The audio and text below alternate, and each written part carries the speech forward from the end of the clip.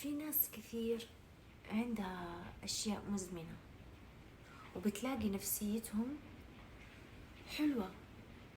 يعني أقول شو عذرنا إحنا إنه ما نشتغل؟ تعرفي لو أنت استثمرتي في نفسيتك، استثمروا في نفسيتكم، سووا الأشياء اللي تخلي نفسيتكم مرتاحة.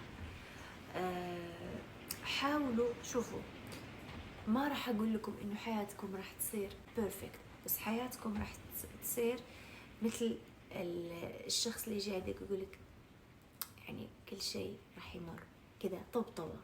هذه الطبطبة ما تنتظروها من أحد.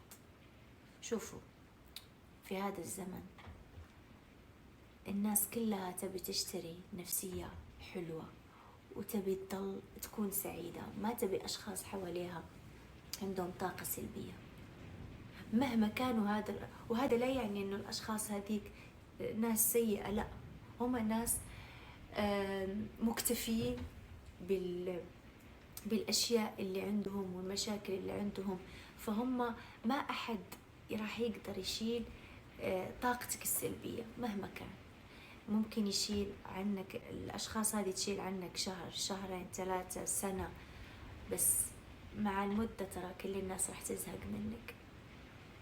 خلوا نفسيتكم حلوة مهما كان. أنا أحيانا بكون مريضة، بكره إني أقول لكم في السناب أوف، يعني كده أطلع لكم لايف مثلا نفسيتي مو حلوة